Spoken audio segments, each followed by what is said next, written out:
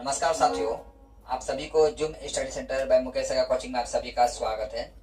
आज मैं आप सभी के सम्मुख रॉबर्ट क्लाइव्स के उन कृतियों से संबंधित आज की क्लास में मैं डिस्कस करने वाला हूं, जो कि आपका कॉम्पिटिटिव लेवल का एग्जाम की नजर से देखा जाए तो अत्यधिक इम्पोर्टेंट है। तो समय ना गंवाते हुए हम टॉपिक्स की ओर बढ़ना चाहूंगा। इससे पहले आप सभी से आग्रह है, यदि आप नए हैं तो मेरे चैनल को सब्सक्राइब कर दीजिए और इस वीडियो में अंत तक बना रहिएगा, वीडियो स्किप करके मत देखिएगा। देखिए, रॉबर्ट क्लाइव से कि कुछ कृतियां ऐसे हैं जिनके बदौलत हम देखते हैं भारत में ब्रिटिश साम्राज्य जो है स्ट्रॉन्ग होती है। ठीक है, तो हम सर्वप्रथम देखते हैं east India company. East India company आपका 1600 ईस्वी में भारत आती है। ईस्ट इंडिया कंपनी एक मसाला कंपनी थी और ईस्ट इंडिया कंपनी को भारत में आने का मूल रूप से दो उद्देश्य था। पहला उद्देश्य यह था व्यापार करना और दूसरा उद्देश्य था शासन करना।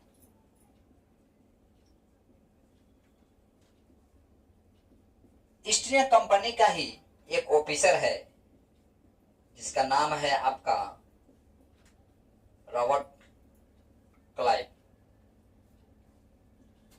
ठीक है, रॉबर्ट क्लाइव के बारे में थोड़ी बहुत जान लेते हैं। देखिए, रॉबर्ट क्लाइव का जो जन्म है आपका, रॉबर्ट क्लाइव का जन्म है तो हम देखते हैं इसका 25 सितंबर 1725 ईस्वी में लंदन में होता है और इसका मृत्यु जो है आपका 22 नवंबर 1774 ईस्वी में होता है, वो भी लंदन में ही। रॉबर्ट क्लाइव का शासन को हम दो टर्म में बांट कर देखते हैं। पहला टर्म है आपका 1757 टू 1760 ईस्वी तक हम देखते हैं और दूसरा टर्म है जो है इसका 1765 टू 1767 ईस्वी। इसके द्वारा एक युद्ध लड़ा जाता है आपका पलासी का युद्ध, बैटल ऑफ पलासी जिसे बोलते हैं। ठीक है, रॉबर्ट क्लाइव जब गवर्नर जनरल है आपका यानी 1775 ईस्वी में, उस समय भारत का शासक कौन है आपका, तो सिराजुद्दौला।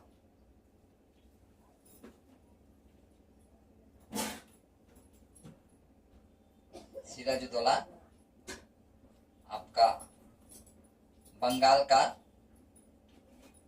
शासक है। उन दिनों में भारत की राजधानी जो है आपका कोलकाता हुआ करता था। ठीक है, तो सिराजुद्दौला आपका बंगाल का शासक है।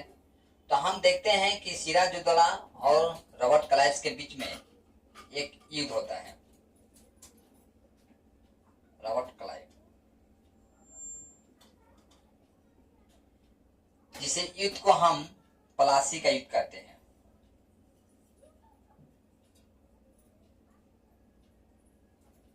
यानी अंग्रेजी में आप इसे बैटल ऑफ प्लासी कहते हैं। देखिए, युद्ध का प्रारंभ में सर्वप्रथम तो ऐसा लगता है कि सिराजुद्दौला युद्ध में विजय प्राप्त करेंगे, लेकिन युद्ध का आखिरी समय में हम देखते हैं रॉबर्ट क्लाइव बाजी मार देता है। इसके पीछे कुछ ऐसी घटना छुपी हुई है जिसके बदौलत हम सिराजुद्दौला देखते हैं युद्ध में परास्त हो जाते हैं। पहला कारण यह है, हम ये देखते हैं कि सिराजुद्दौला का दो वफादार सेनापति हैं। सिराजुद्दौला का दो सेनापति हैं। पहला सेनापति है मीर जाफर। मीर जाफर जो कि आपका मुख्य सेनापति है।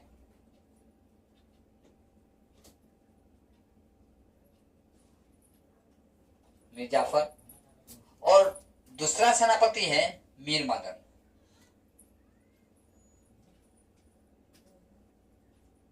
मीर मदन जो है आपका पलासी का युद्ध में शहीद हो जाता है।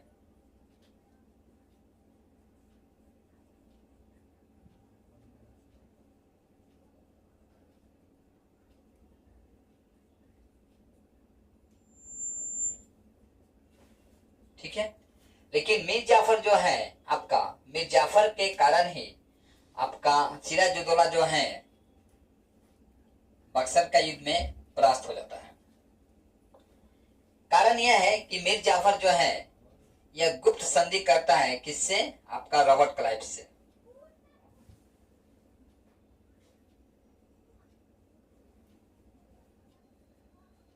क्लाइव से गुप्त संधि करता है।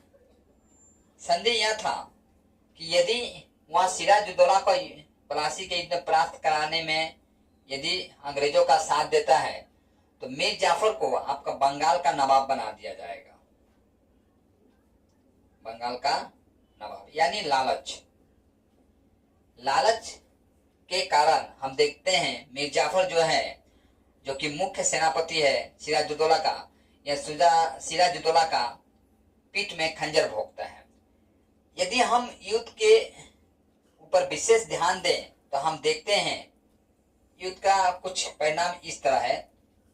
ब्रिटिश यानी रॉबर्ट क्लाइव, ठीक है,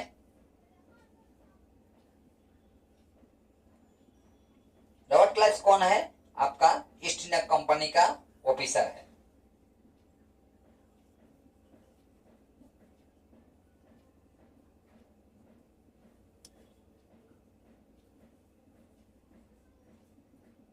ईस्ट इंडिया कंपनी का ऑफिसर है।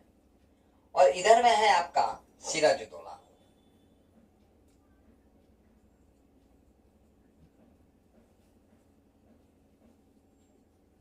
सिराजुद्दौला तो हम देखते हैं रॉबर्ट क्लाइव के पास, अब यानी ब्रिटिश के पास 3 से 4, ठीक है, 3 से 4 हजार सैनिक है।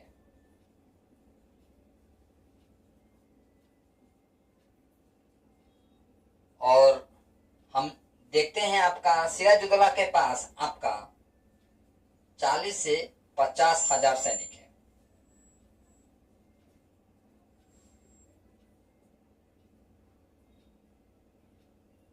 ब्रिटिश के पास केवल आपका 12 तोप है और वहीं सिराजुद्दौला के पास आपका 50 तोप है।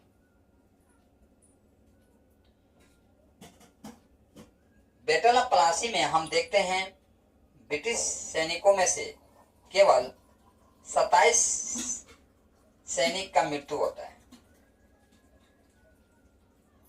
वहीं हम देखते हैं आपका सिराजुद्दौला का लगभग 500 सैनिकों का मृत्यु होता है। ठीक है, यानी एक तरफा युद्ध जो है सर्वप्रथम सिराजुद्दौला का खाता में था विजय, यानी एक तरफा विजय जो है सर्वप्रथम सिराजुद्दौला के खाते में था। लेकिन युद्ध के आखिरी पड़ाव में हम देखते हैं कि विजय जो है सिराजुद्दौला के खाते से निकलकर आपका रॉबर्ट क्लाइव के खाते में समा जाती है। ठीक है, यानी इस युद्ध में विजय का मेन कारण था मीर जाफर का गद्दारी।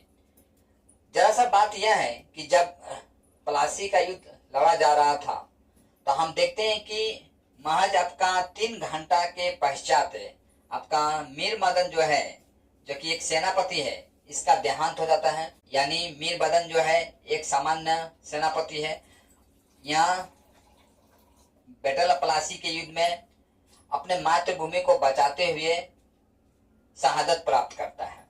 शहादत के दौरान यह सिराजुद्दौला कहता है कि महाराज, मैं अपने मातृभूमि को ब्रिटिश से नहीं बचा पाया, संभवतः आप बचा पाएंगे ऐसी मैं आशा रखता हूं।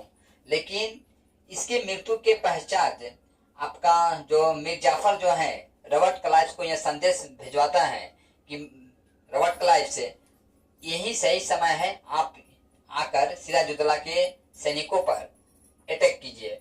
और रॉबर्ट क्लाइव जो है एक सैन्य टुकड़ी के साथ आता है और सिराजुद्दौला के सैनिकों के ऊपर में कहर बनकर ढाता है। और हम ये देखते हैं कि बारिश के कारण सिराजुद्दौला का सैनिक जो है तितर बितर हो जाता है।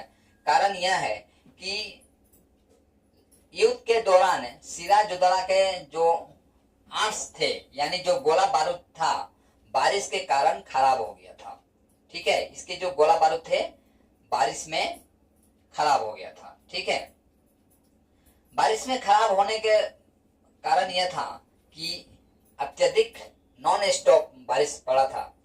लेकिन वहीं रॉबर्ट क्लाइव जो है अपने आर्म्स को किसी तरह से ढक कर बचा लिया था और बारिश समाप्त होने के पश्चात रॉबर्ट क्लाइव जो है सिराजुद्दौला के सैनिकों के ऊपर में तोपे बरसाने लगता है, जिसका सामना करने की क्षमता सिराजुद्दौला के सैनिकों के पास नहीं था, क्योंकि सिराजुद्दौला के जो हथियार जो थे यानी जो गोला बारूद जो थे बारिश में भीग जाने के कारण नष्ट हो गए थे। ठीक है, तो मैं चाहूंगा इतना आप स्क्रीनशॉट लीजिए, इसके पश्चात हम लोग आगे की तरफ बढ़ते हैं। ठीक है,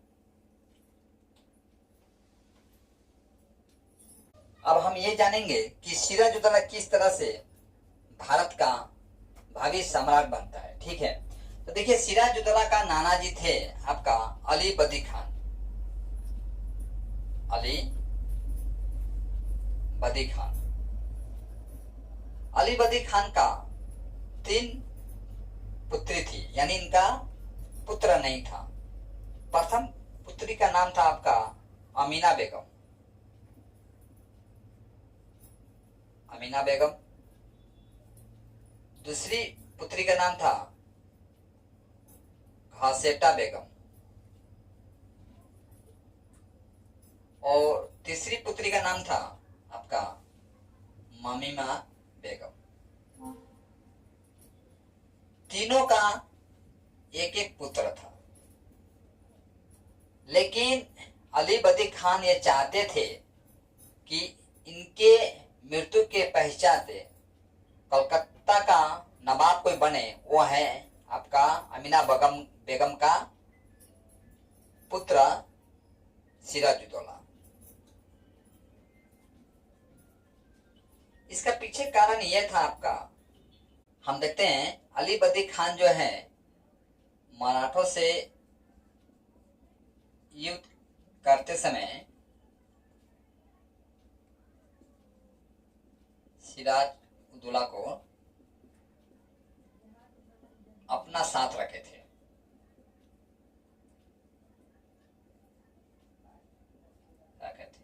ठीक है, यानी सिराजुद्दौला के पास युद्ध से संबंधित बेसिक नॉलेज था। यही कारण है कि अली बदी खान जो है वो चाहते थे कि इनकी मृत्यु के पश्चात सिराजुद्दौला ही आपका बंगाल का नवाब बने। ठीक है, लेकिन ये जो ममीमा बेगम जो है यानी सिराजुद्दौला का जो मौसी जो है इनसे काफी नफरत करती थी, क्योंकि घसेटा बेगम और ममीमा बेगम जो कि आपका सिराजुद्दौला का मौसी है ये चाहती थी कि इनका पुत्र जो है आपका बंगाल का नवाब बने। लेकिन अली बदी खान चाहते थे आपका कि अमीना बेगम का जो कि इनकी सबसे बड़ी पुत्री थी इनका ही पुत्र बंगाल का नवाब बने। ठीक है, देखिए आपका सिराजुद्दौला के पश्चात हम देखते हैं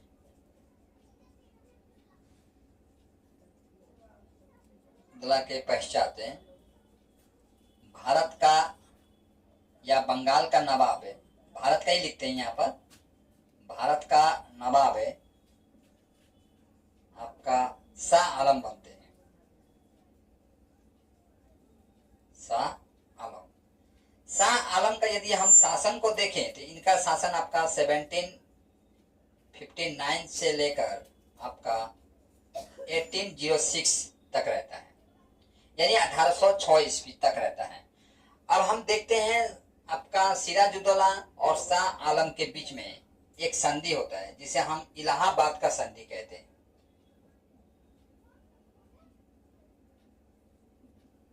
इलाहाबाद का संधि, यह संधि जो है आपका 1765 ईस्वी में होता है, याद रखिएगा। और इस संधि के तहत हम देखते हैं आपका बंगाल, बिहार, उड़ीसा, ये 3 राज्य जो है इन 3 राज्यों पर आपका अंग्रेजों का अधिकार हो जाता है।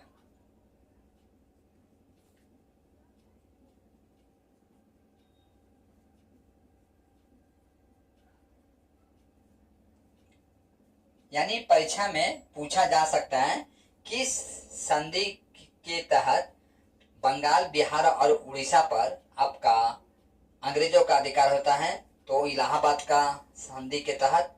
यह संधि कब होता है आपका 1765 ईस्वी में होता है। किसके किसके बीच में होता है?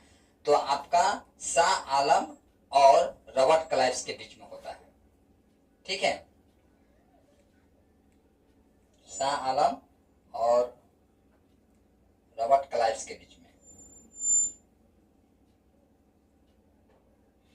यानी हम कह सकते हैं कि रॉबर्ट क्लाइव्स द्वारा जो यह कार्य है, इस कार्य के द्वारा ही ब्रिटिश साम्राज्य का जो है खूंटा सर्वप्रथम यदि कोई गाड़ा था तो वो था आपका रॉबर्ट क्लाइव्स। ठीक है, और हम देखते हैं ईस्ट इंडिया कंपनी जो है आपका धीरे धीरे अब भारत में अपना वाणिज्य के लिए पैर पसार रही है। ठीक है, तो हम देखते हैं आपका 1760 ईस्वी में आपका ईस्ट इंडिया कंपनी वाणिज्य के लिए एक व्यापारिक केंद्र बनाती है, जिसे हम आपका फोर्ट विलियम कहते हैं।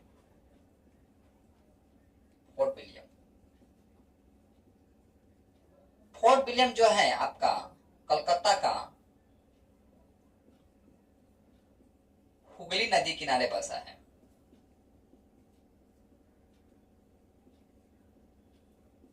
किनारे था। ठीक है, यानी फोर्ट विलियम जो है ये आपका अंग्रेजों का व्यापारिक केंद्र था। ठीक है, इसके पश्चात हम चाहेंगे, मैं चाहूंगा इतना आप स्क्रीनशॉट लीजिए। इसके पश्चात हम लोग आगे की तरफ बढ़ते हैं। देखिए, अब हम ये देखेंगे कि फोर्ट विलियम की स्थापना के पश्चात और बैटल ऑफ प्लासी और इलाहाबाद के संधि के पश्चात ब्रिटिश साम्राज्य जो है धीरे धीरे पूरे भारत में फैलती जा रही है।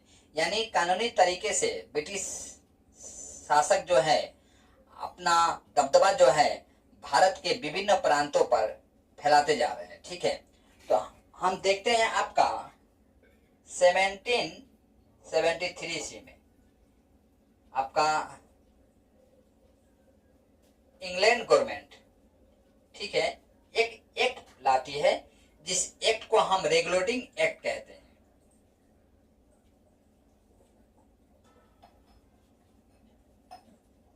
ठीक है, रेगुलेटिंग एक्ट। ठीक है, कब ये पास होता है आपका 1773 ईस्वी में। इस एक्ट का विशेषता यह है कि आपका बंगाल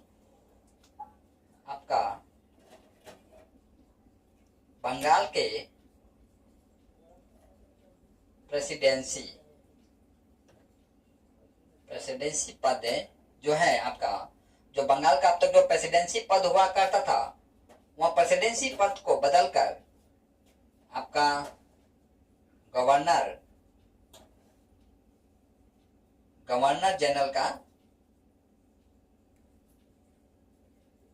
पद बना। ठीक है, अच्छा, गवर्नर जनरल का पद बनने के पश्चात हम ये देखते हैं आपका मद्रास, यानी मद्रास कहने का मतलब, आप भारत का यदि आप मैप देख रहे हैं यहाँ पे, तो ये जो साउथ का जो पार्ट जो है, पूरी साउथ की पार्ट को तब के समय में मद्रास कहा जाता था। ठीक है, ये साउथ पार्ट पूरा, यानी तेलंगाना, तमिलनाडु, केरल, आंध्र प्रदेश, ये जो साउथ का जो पार्ट आप देख रहे हैं, पूरा साउथ का पार्ट को एक साथ मद्रास कहा जाता था। ठीक है, तो हम देखते हैं आपका मद्रास, मुंबई आपका, हम देखते हैं मद्रास,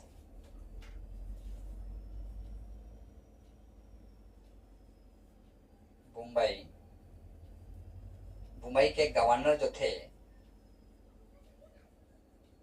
गवर्नर को, ठीक है, यानी मद्रास और मुंबई के गवर्नर को आपका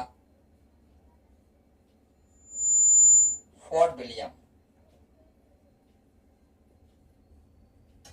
के गवर्नर के अधीन कर दिया गया।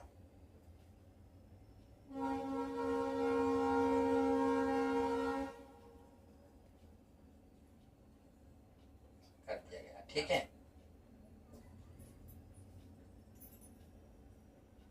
देखिए फोर्ट विलियम का जो दायित्व जो है अत्यधिक बढ़ गया अब। ठीक है, फोर्ट विलियम का दायित्व बढ़ जाने के कारण हम देखते हैं आपका बंगाल का शासक का दायित्व एक लेफ्टिनेंट गवर्नर के जनरल के हाथ में दिया जाता है।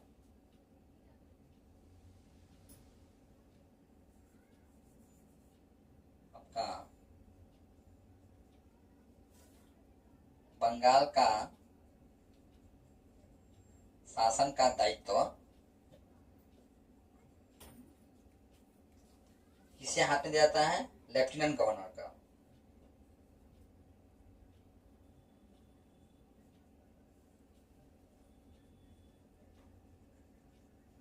ठीक है, और साथ में ये भी देखते हैं कि लेफ्टिनेंट गवर्नर के हाथों में जब बंगाल का शासन का दायित्व दिया जाता है तो प्रत्येक केंद्र का एक सर्वोच्च प्रशासक को प्रेसिडेंट कहा जाता था। उस समय में आपका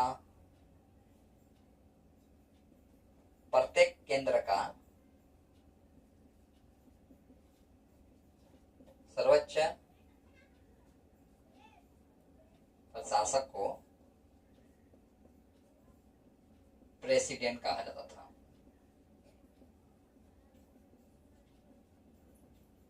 और प्रेसिडेंट के अंदर जो भी प्रशासन तंत्र कार्य करते थे उसे प्रेसिडेंसी कहा जाता था।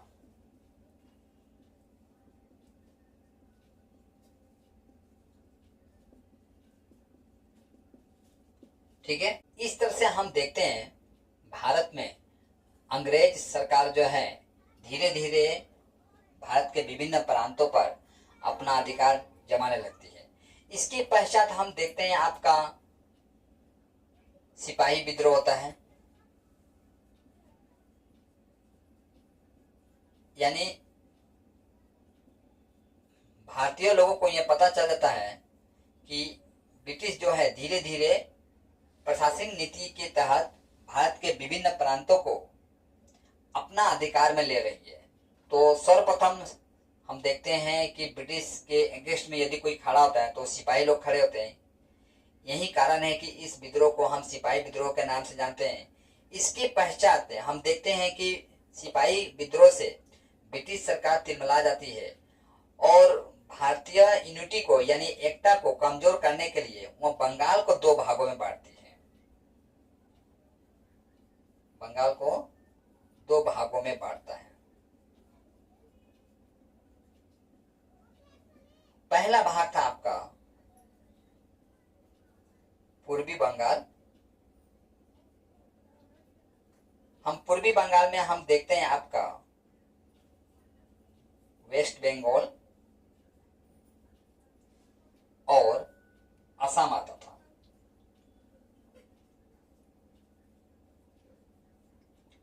और दूसरा भाग का नाम है आपका पश्चिमी बंगाल। पश्चिमी बंगाल में हम देखते हैं आपका बिहार और उड़ीसा स्टेट आता था। ठीक है, इस तरह से हम देखते हैं प्रशासनिक नीति के तहत ब्रिटिश सरकार जो है धीरे धीरे भारत के विभिन्न प्रांतों पर अपना अधिकार जमाने का हर संभव प्रयास करती है और वह सफल भी होती है। जैसे कि आप प्लासी का युद्ध देखते हैं, इसके बाद इलाहाबाद का संधि देखते हैं, इसके बाद आप बंगाल का विभाजन देखते हैं। इसके इन सब नीतियों के बदौलत हम देखते हैं ब्रिटिश सरकार अपने प्रशासनिक क्षेत्र में काफी हद तक स्ट्रांग हो जाती है और भारत के प्रांतों पर अपना अधिकार जमाने लगती है, यानी अपना वर्चस्व स्थापित कर चुका था। और यह ब्रिटिश का जो नीति जो है भारतीयों को समझ में आ जाता है। यही कारण है कि हम देखते हैं भारत के विभिन्न प्रांतों में ब्रिटिश के नीतियों का खिलाफ आवाज उठता है और जोर शोर से आंदोलन भी होता है।